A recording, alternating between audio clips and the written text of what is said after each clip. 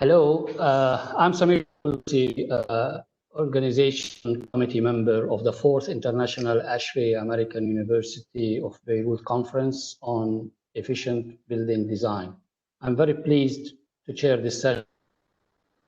Heating and cooling essential for the health of people and of the planet. The speaker is Andrea Voigt, the Director General European Partnership for Energy, EPEE, the voice, which is the voice of the refrigeration, air conditioning, and heat pump industry, HVAC-R in Europe. Voigt's experience in the HVAC&R industry spans over 2 decades with a strong focus on energy efficiency, renewable energies, and climate-related topics. Under her leadership, EPEE has become one of the leading HVAC&R industry trade associations on European and global level, partnering with UN Environmental Programme, several projects working with the international initiatives such as Cool Coalition and the Climate and Clean Air Coalition, CCAC, and the leading the Count on Cooling campaign for sustainable cooling. She is an ASHRAE member, German Engineer Society DKV, and board member of the EU Coalition for Energy Savings. A German national, Voigt is fluent in English, French, a little bit in Arabic, and holding degrees in public administration, MPA, applied linguistic science, MA, and marketing, CIM. The floor is yours, Ms. Andrea. Thank you very much for this kind introduction, and welcome to everybody as well. Thank you very much as well for inviting me to speak at that conference. It's a great honor for me and for EPEE to be able to give keynote speech during this conference. So thank you very much. And unfortunately, I can't speak Arabic, otherwise I would do my very best to at least say hello, but unfortunately that's not in my capacities. I'm going to talk to you today about sustainable heating and cooling, which is essential for the health of people and the planet. And before I do so, I'd just like to say 2 words about our association so that you know who we are. We represent the manufacturers of refrigeration, air conditioning, and heat pump technologies. We celebrate our 20th anniversary this year, and we are headquartered in Brussels, in Belgium. And you see on the right-hand side all our different company members. For more information, please just visit our website, epeeglobal.org, and also countoncooling.eu. So before I start, I'd like to give a bit of an overview about the importance of heating and cooling for our life, because it's very often underestimated. Also not often seen how much it is related to global megatrends. So if we look at urbanization, for example, and these are European numbers, we know that by 2050, 80% of all Europeans are going to live in urban areas. And that obviously also has an impact on the need for cooling and for heating. We count on cooling, and that's also the name of our campaign, to ensure a healthy and productive indoor climate and comfortable living and working spaces, but also a cold chain, obviously, fresh and safe food, and also, and that's more relevant than ever, best-in-class healthcare. Well-being. Well-being is a key trend that we see, and we know that 75% of all Europeans consider health and well-being as the most important value for their happiness, which is quite important. And obviously, again, cooling plays a very crucial role here, because Europeans, and that's certainly valid for other regions in the world as well, spend roughly 90% of their time indoors. Cooling and also heating can, of course, very much contribute to a very comfortable and healthy indoor climate and contribute to this well-being, which is so important. Healthcare, more important than ever. And as the IIR is saying, 50% of all medicine on the market today is sensitive. And of course, vaccines. I mean, we are living in a period where everybody is now talking about vaccines. Cooling is obviously very important also to make sure that those vaccines remain feasible and that they can be administered. Population. We know that by 2030, the share of over 65-year-old Europeans will have increased to roughly 1/4 of the population, so 25.5%. And that is a very big share. And we know as well that it's very important to have cooling in order to be comfortable at home and also to protect the most vulnerable from extreme temperatures. We've seen in Europe back in 2003, for example, there was a big heat wave at that time, and there were a lot of elderly people dying simply because there was no cooling available and because it was too hot in their homes. So a very important role here as well. The food cold chain is another important application for our industry, since 20% in Europe alone, 20% of food is lost or wasted every year. That's a huge number. And at the same time, we know that there are millions and millions of Europeans who cannot afford a quality meal every second day. So how does that go together? Not at all, obviously. And again, cooling can play a very important role in order to ensure an uninterrupted and an adequate cold chain, in order to make sure that we can prevent the food loss. We can do less in terms of food waste, that's much more behavioral. But in terms of food loss, for sure, there's a big role for sustainability as well. And finally, the digitalization. We all know that how important the internet has become in our lives. We all know how much more important it is now, even with the COVID-19 pandemic. We know that without the internet, without digital tools, we wouldn't be able to communicate anymore in many cases, and we wouldn't be able to have this conference today, for example. So there are very impressive numbers around. This is just one, which says that by 2030, the number of devices connected to the internet will have reached 125 billion globally. That's huge, and it's 5 times more than in 2017. And we also know that we can only have that if we have the data centers in place. And those will use energy as well, which again is showing how important it is to have cooling first and to have energy efficient cooling even more so.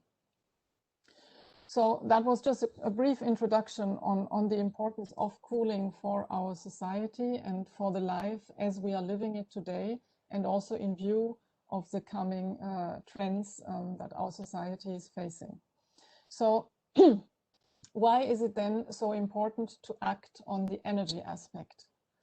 Now, this is just an overview, and if I have forgotten a country, then my apologies, but that's the latest state which I saw. There are already quite a number of several major economies who have set a goal to achieve carbon neutrality. Some of them by 2050, others by 2060, others even a bit earlier.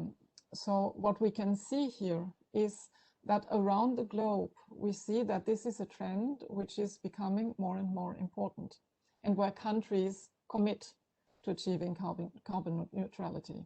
And that's important as a sign, because next year we will have the COP26, which is going to take place in the UK.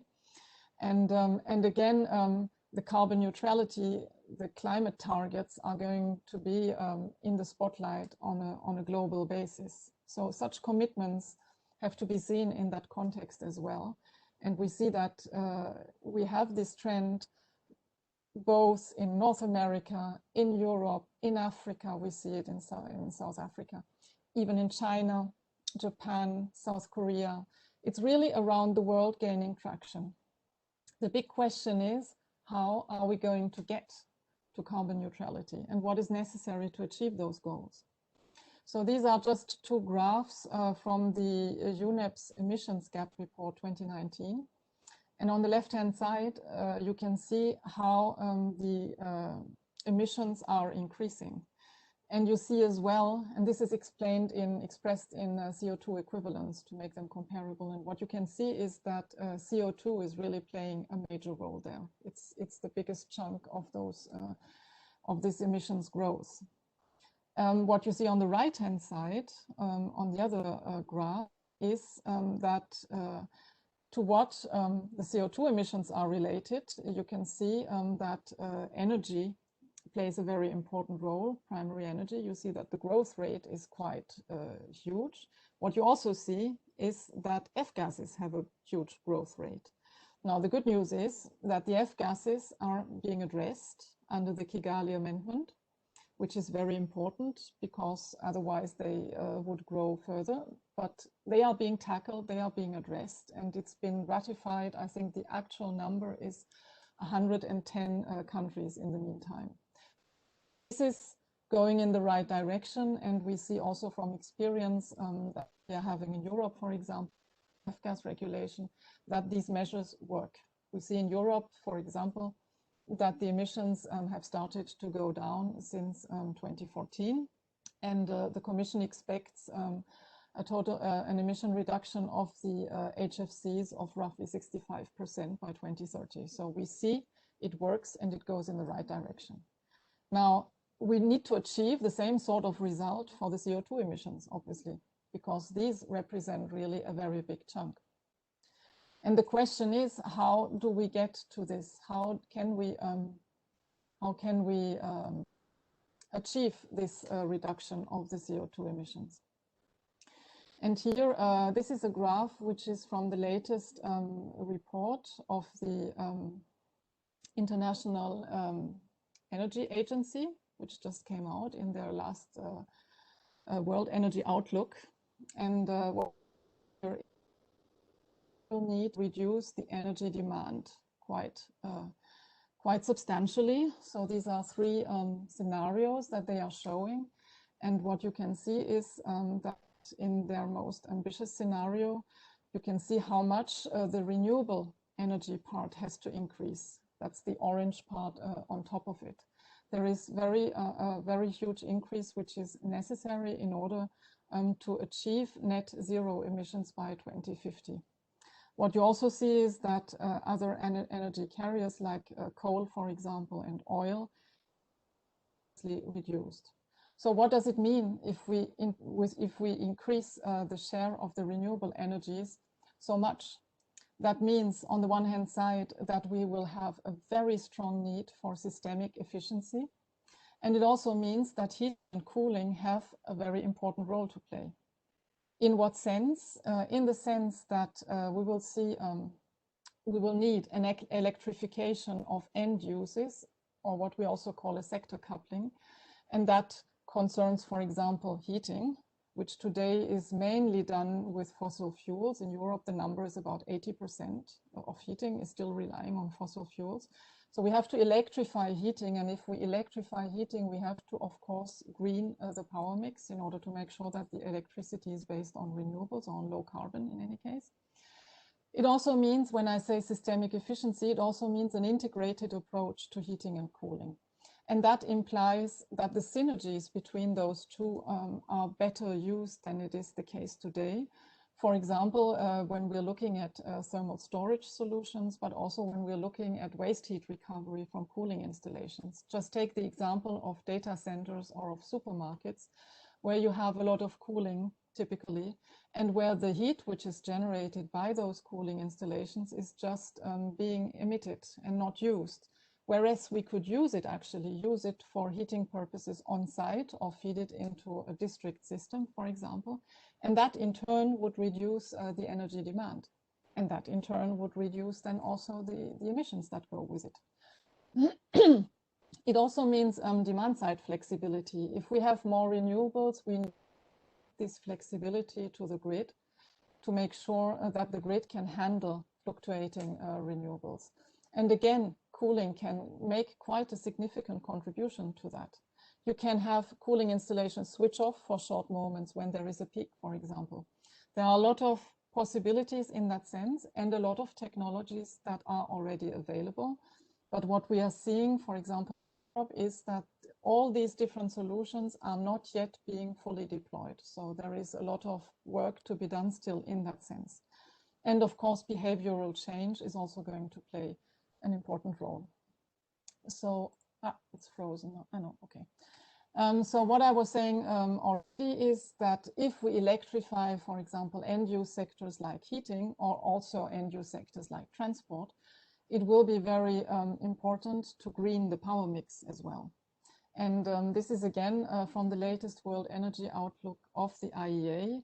Greening the power mix, this is what the IEA is predicting in their different scenarios. We will see that wind and solar PV will have the biggest contribution in achieving this greening of the power mix. And that wind and solar PV specifically will require what I said earlier, this flexibility for the grid. And that's why I was saying that, for example, demand side flexibility will really play a very important role. But I think what is also very important to point out in this entire context is the fact that carbon neutrality is very important for the climate, obviously, for all the reasons which I just explained. But it also plays a very important role in terms of our health. And this is taken from statistics from the Center for Research on Energy and Clean Air from 2018, which are quite surprising, perhaps even if you see the numbers. And we've got a similar trend if we look at numbers as they were published recently in an impact assessment. We see that air pollution from fossil fuels has a direct and big impact on the mortality rates and also on work absence, links, of course, costs, on child asthma and also on preterm births. So all these things impact our health, impact our well-being, and also impact the economy. So it's really a double win, if you like, to phase out the fossil fuels and to go towards carbon neutrality in terms of the climate and also in terms of the health of the people. Now, this is the picture in Europe. It's not very different in terms of the trends in Europe as well.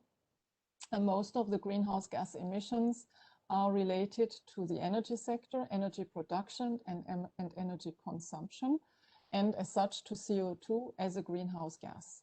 You also see that the other greenhouse gases play comparatively a smaller role.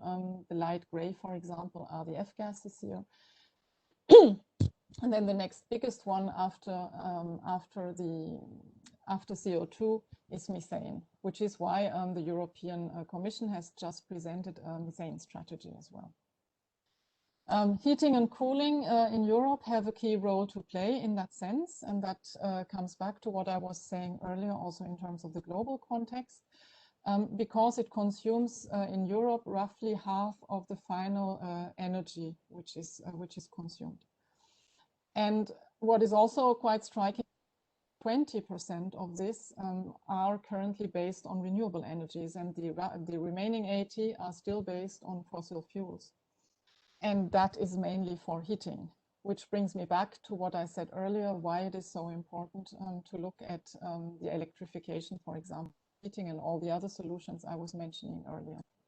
Clearly, the buildings have a very important role to play in that respect. These are, again, European numbers.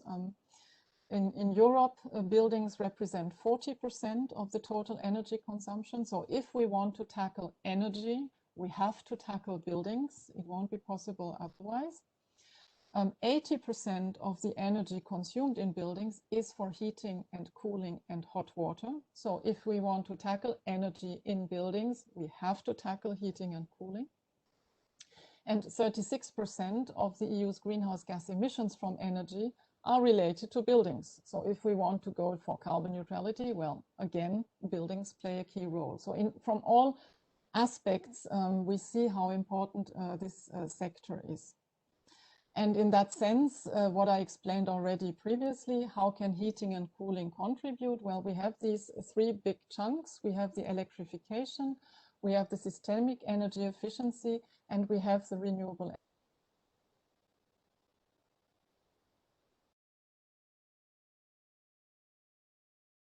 I explain my slides. So what are the opportunities concretely that heating and cooling can offer in terms of the efficient use of energy and resources? Well, this is our general approach by EPEE for sustainable heating and cooling. And as you can see, we have those 5 steps here: optimizing the need for cooling, improving the energy and resource efficiency, mitigating the climate impact of the refrigerants, shifting to renewable energies, and doing all this while addressing the investment cost for higher efficiency solutions. So in the time that I have for this presentation, I will obviously not speak about everything. I'll concentrate a bit on the energy and resource efficiency. For more information about our approach, you can visit, please, our website, countoncooling.eu. So in terms of cooling efficiency, what is really important here? And I guess most of you know all this, so I don't need to go into greater detail here, but it's something we often explain also to policymakers so that they understand the importance of the temperature lift and of the many different factors that contribute to the efficiency of a cooling installation or of a cooling system. So I guess all of you, since you are more technical audience, know that what the temperature lift describes, the differences between the 2 temperature levels, between the evaporation and the condensing side, and that the effort which is required to overcome that difference determines the efficiency of the process. So the big question here and the big factor that we really need to make sure that it is understood also by policymakers is what influences directly the temperature lift. And many think that the only thing which is important for the efficiency of cooling equipment are the minimum efficiency performance standards, and that this is going, once you've addressed those, that you've basically solved the question. And that is not true. And that's the message which I think is really important to convey. It's not to belittle the importance of minimum efficiency performance standards, but it is to show that there are a lot of other factors that really impact the efficiency of cooling equipment.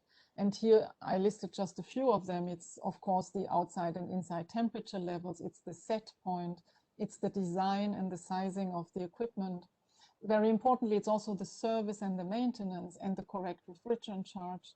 It's the monitoring and control, a lot of different factors.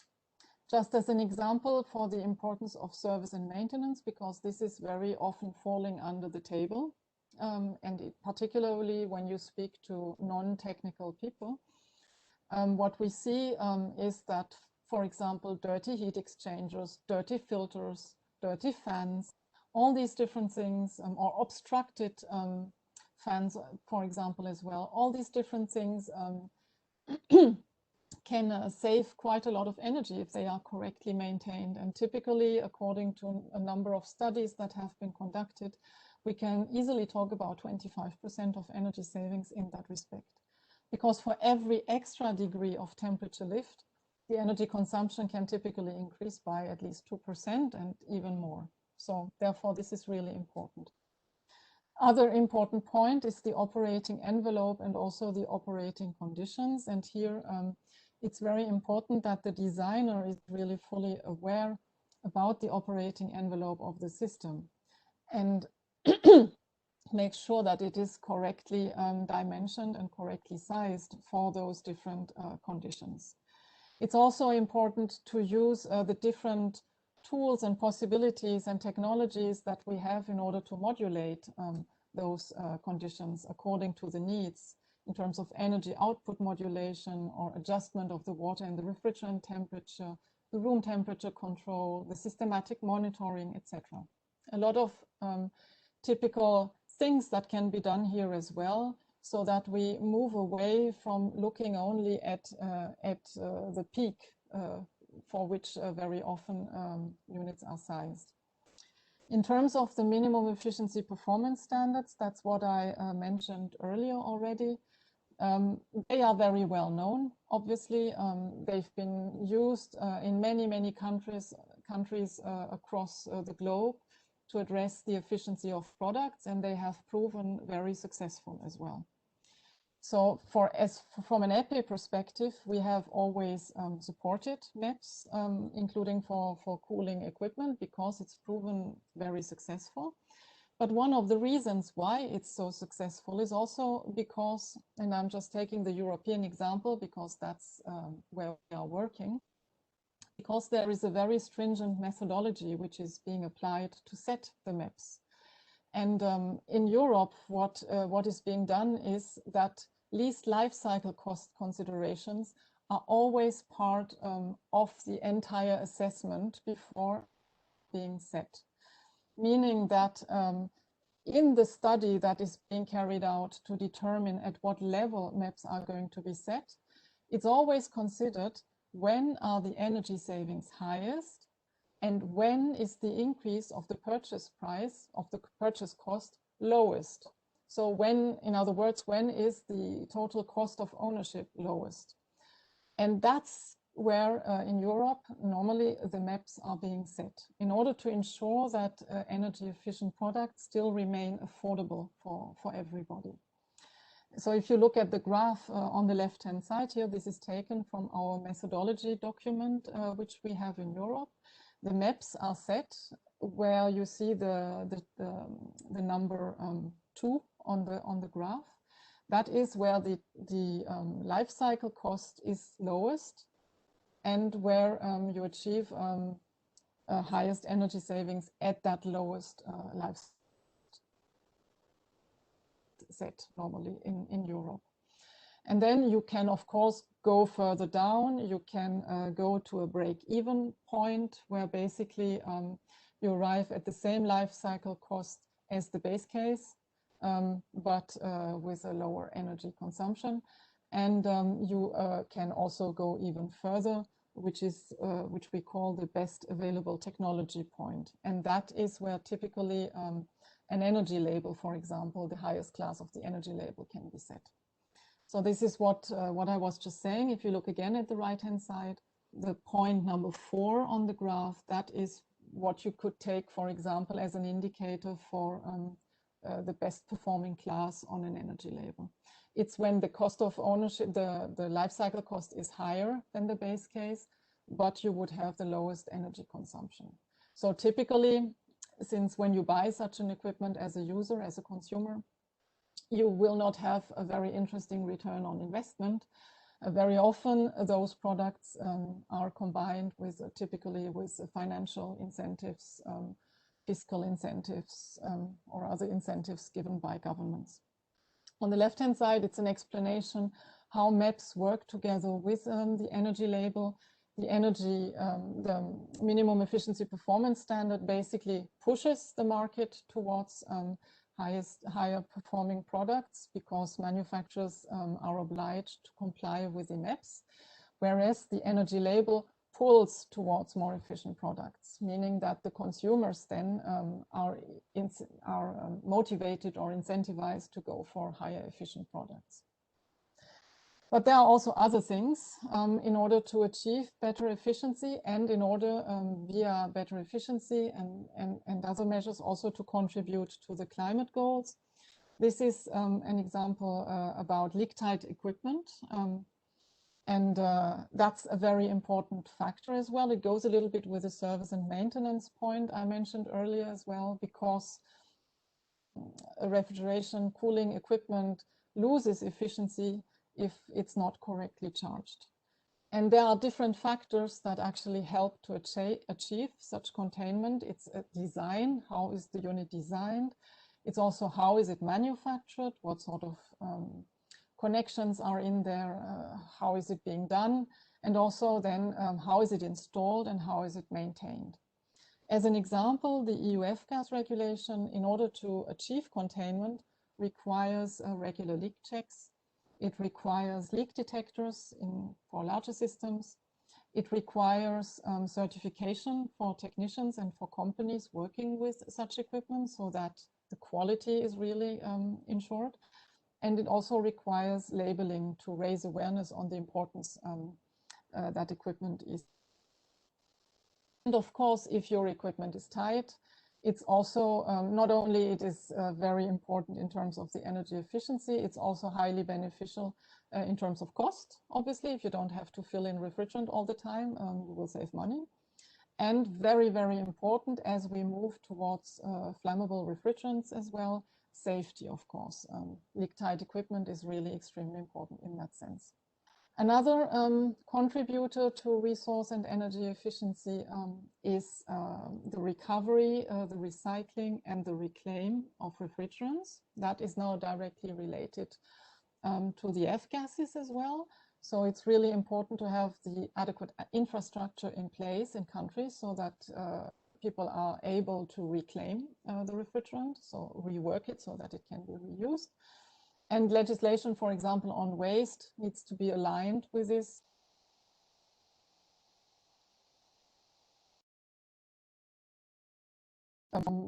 Place B, even if it's been recovered from installations. The F-gas regulation in that sense has several requirements in place. One of them being that it's not allowed to release F-gases into the atmosphere. It's prohibited and fined. It's mandatory to recover F-gases from installations, to recycle, reclaim, or destroy them, sorry. And it's important that the recovery is being carried out by certified personnel to prevent any emissions into the atmosphere.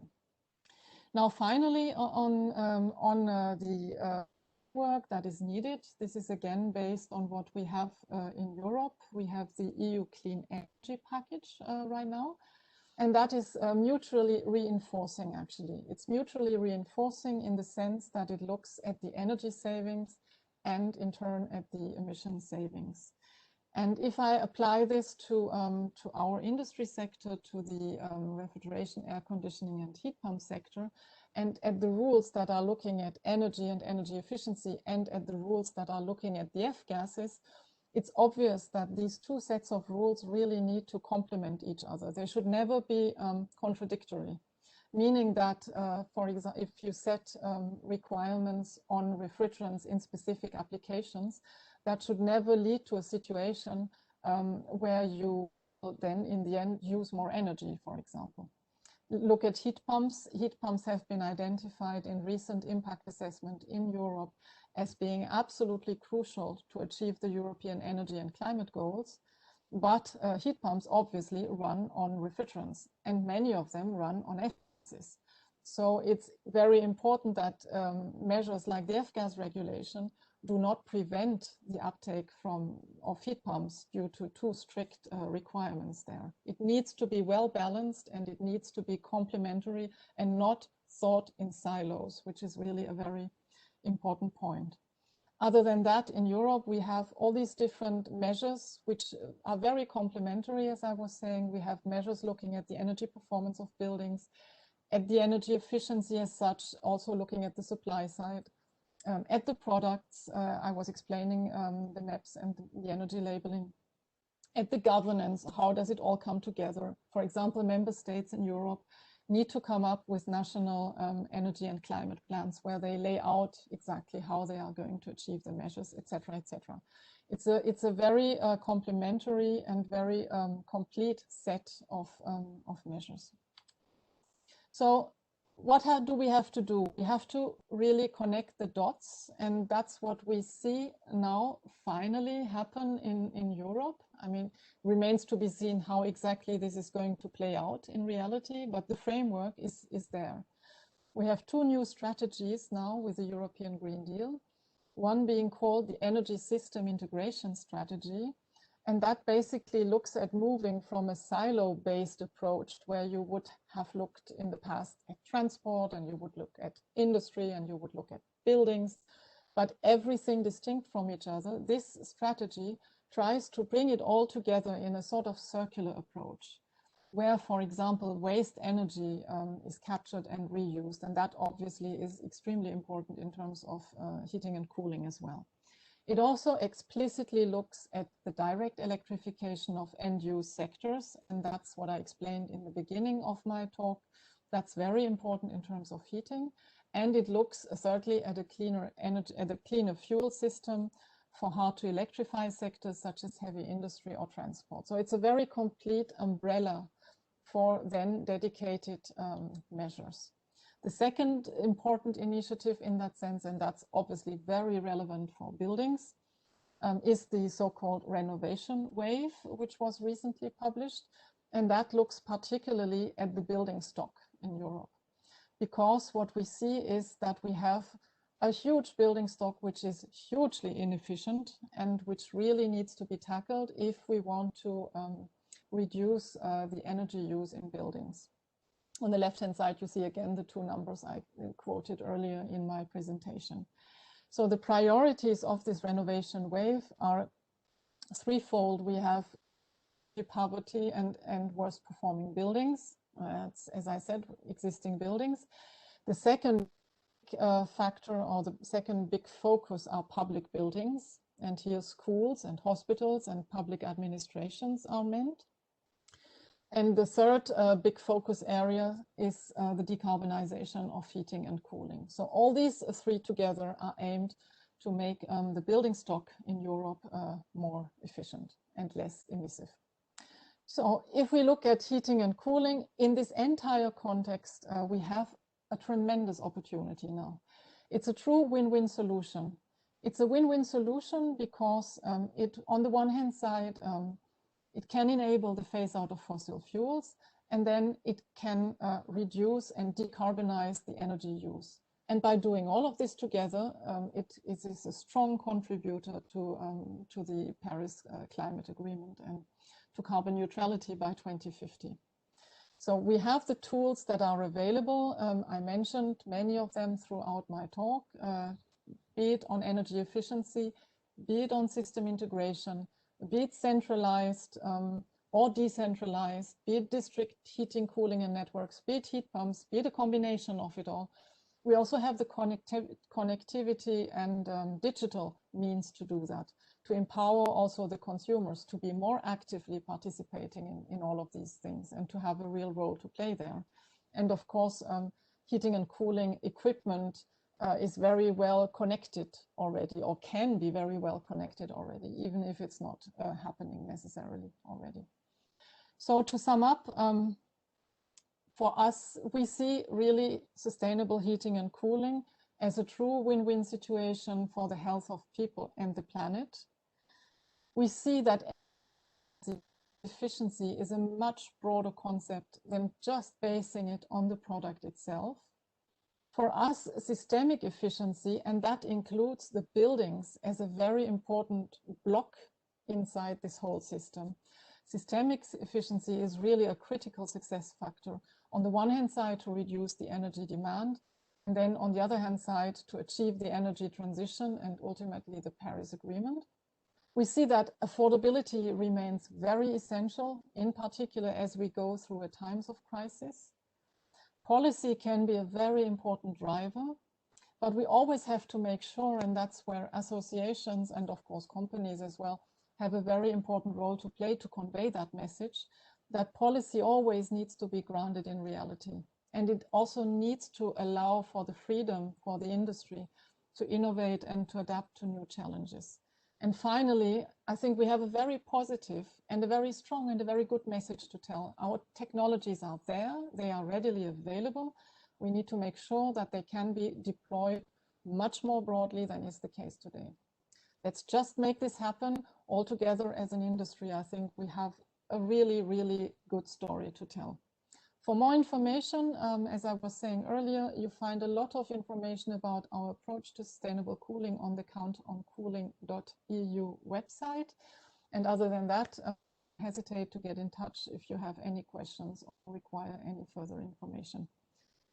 Thank you very much. I'm looking at the time. I think I'm fine. So I don't know if questions were foreseen. In any case, I'm very happy to answer if I can. Thank you. I think I have to. Well, thank you so much, Andrea, for your excellent presentation. I have a question before if the participants came up with some. We talked about complete electrification of heating in Europe in the coming 30 years by 2050. And then you added to it saying that heat pumps could be the systems actually that could help in reducing the consumption of fuel of the non-renewable energy. So is it in conflict? Like people who are doing cooling today in the Gulf area say they are already on cooling when the F gases are a threat. So do you think that generation of electricity can be done without any problem or storage issues in the future? Because if you don't want to go along with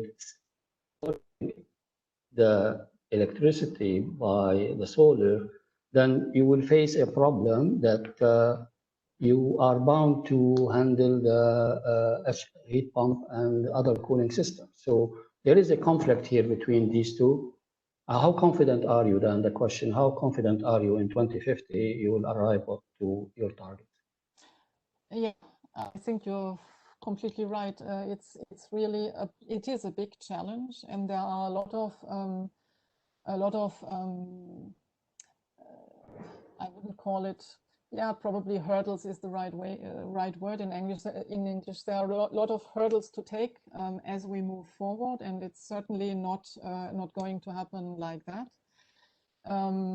But from what we can see in our different impact assessments and different studies that were published as well, and also by getting the feedback from the different industry players. And I'm not only talking now about our industry, but also if you talk more to the supply side of things, and bringing it all together, I think it's a challenge that can be mastered if it's not tackled in silos.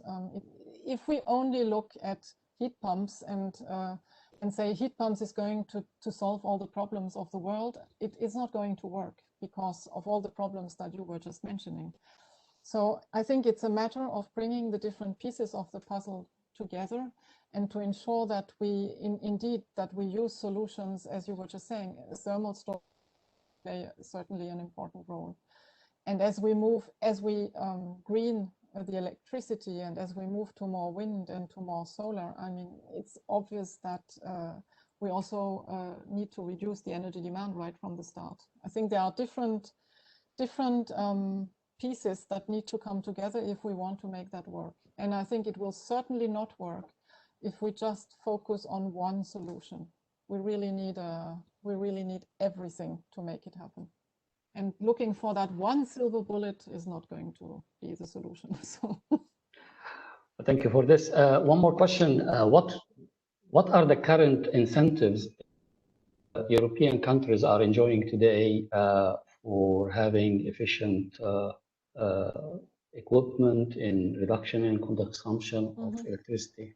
Do you have any in Europe as a whole that they are exercising so that we know at least from this end what could be offered simultaneously?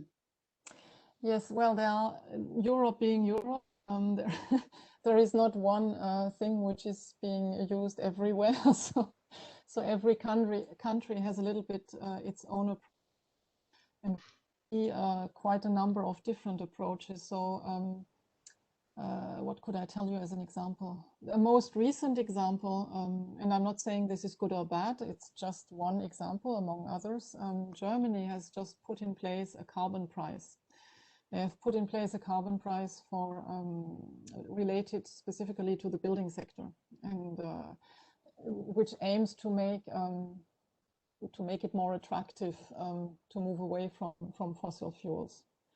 And at European level, what is being discussed in that sense right now, but no decision taken. It's just one of the solutions which is on the table, is to extend the European emission trading scheme also to buildings. Right now, the European emission trading scheme is only for big industry, heavy industry users and aviation. And there is a discussion whether it would make sense to extend the emission trading to specific sectors like road transport and buildings. So that's one solution which is being discussed, which is on the table right now. And again, I'm not saying this is good or bad, it's just something which is on the table. We do have things in place which are used by some countries and less by others, which are called energy savings obligations. So that means that if you are an energy supplier, you have to prove that you reduce the energy supplied by X% ongoing. And there are different ways of making sure that different types of equipment can feed into those obligations. So that's a sort of tool which is triggered by the Energy Efficiency Directive, but not necessarily applied in the same way in all European countries. Some of them use this tool and others don't. You see taxes as well. Taxes are being used on energy. Fiscal incentives are being used, like you install, for example, you install a heat pump and you get some money back on your tax return, on your tax declaration. A lot of different things, but it's not really tackled on an EU level, if you like. It's really a national decision which is taken by member states. And what about the energy label? Will it be affected with the new target of electrification? Would you have reconsider the rating for buildings in that case? So that's a different story. So we have the energy label for products and the energy performance certificate for buildings. And these are European tools indeed. So these are being used in the same way in all 27 European member states, or should be at least. And the energy performance certificate, this is a tool which is based on the Energy Performance of Buildings Directive. And that directive will be revised over the course, well, not the full directive, but specific articles will certainly be reopened, since we have an increased greenhouse gas emission. And so buildings play an important role. And so this directive will play an important role, and probably the energy performance certificate is going to be considered or reconsidered in that context again. Now, will it be changed? And if it will be changed, how? That I don't know right now. We'll have to see as the process moves on. But it's an important tool, absolutely, yeah. Thank you. It seems that I have a question from Mr. Victor Fayad. I'm unmuting.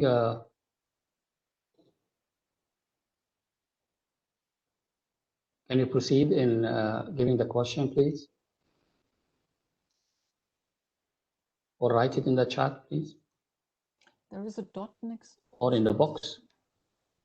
Or in the box. Question box, please.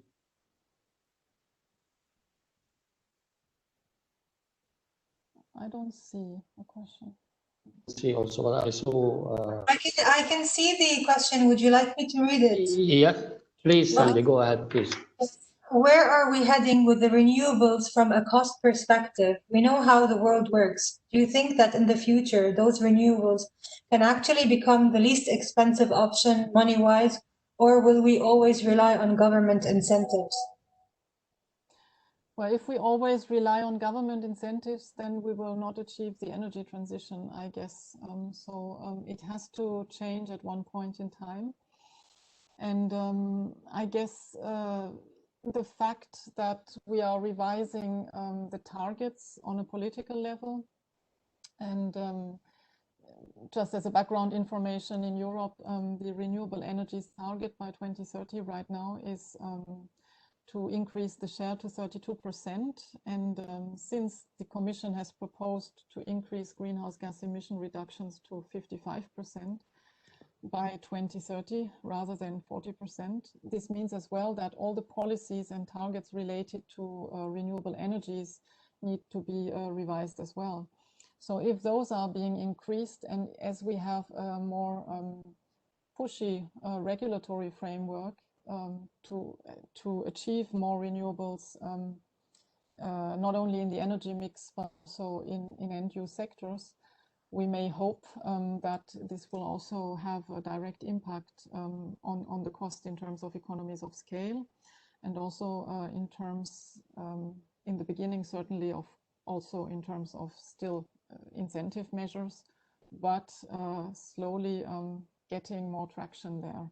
What we see as well is that we have this huge recovery plan in place in Europe, and I think it was 700 billion euro, if I'm not mistaken, in terms of recovery, and these shall be only allocated in line with the European climate and energy goals and in line with the principles of the European Green Deal. So it's basically a call to make sure that the recovery takes place aligned with the European Green Deal principles. And given that this pot of money will be there, we would hope that we will see this directly, that we will see this directly reflected also in a further uptake of the renewable energies. I think there are several factors that come together right now, which will hopefully make this business case more convincing for everybody, and that we see a quicker uptake. Other questions? So yes or no to the question. There's another question as well. Which method do you think is more sustainable in real life scenarios? The passive cooling and heating methods that require minimal electricity usage, or the renewable energy methods that help produce electricity for cooling and heating purposes, or both? I think it's exactly what I said beforehand. There is no silver bullet, and there is not the one and only solution which will be the solution to all the problems in the world. I think we need a bit of everything, and of course, if you super efficient heating and cooling equipment in a building which is really completely I don't know, which is not at all efficient, then you lose some of the opportunities, clearly. So I think it all needs to go hand in hand, and we need to make sure that it complements each other and not fight against each other. We've seen in Europe for so long this fight between the energy efficiency communities and the renewable energy communities, and I just think this is not really helpful, because it's two sides of the same coin. We have to make sure that the energy demand is reduced, and we have to make sure that we move to renewables, and the one cannot go without the other. And in that sense, the answer to the question that was asked is that we really need a bit of everything, and not a fight where we only have to have this or we only have to have that. It needs to complement each other in an intelligent way. Other questions, Sandy? There are two more, actually. Someone asked, they want to know about the EPEE scope in Egypt and Dubai. The scope? I'm not sure what is meant by scope in that sense, whether we work in those countries? Yes, probably that. Normally not, no. We are European, we are an association which is based in Brussels, and our main focus are European policy. We are involved on a global level when it comes to a global context, like, for example, if I take as an example Montreal Protocol and Kigali Amendment. This is a global context where you cannot separate different regions in the world, so we are involved in such sort of context as well, but we are not specifically involved in specific regions, whether that's Dubai or Egypt or any other region. It's really only if it's umbrella treaties or initiatives. Or as an example, we are also very much involved in the Cool Coalition. We are partner of the Cool Coalition, because it's a sort of umbrella looking at global topics, but not specifically in certain regions. Okay, and the final question is from Dr. Karaki. He's asking, is there a particular source of energy that Europe is looking to replace the bulk of fossil fuels? Traditional renewables like wind and solar are so dispersed and may not be enough. As I was saying, I think we need a bit of everything. So, and that mix needs to look at all sorts of. We have to phase out coal in the first place. I think that's probably the top priority, and then depending. I think a lot depends also on the regional context. It depends on the country where you are. It depends on the climate. It depends on the framework conditions. It depends on the infrastructure. There are a lot of different factors that really need to be taken into account. So again, I think there is a one and only solution or a silver bullet. Whatever is needed. I can add to this as with the term maximizing. I think the best word would be to maximize the objective by looking at the various variables. Fortunately, problem cannot solve now for the future of 2050. So definitely work will be the name for the coming years to come. Yeah. But would you think that in 2050, sorry, go ahead.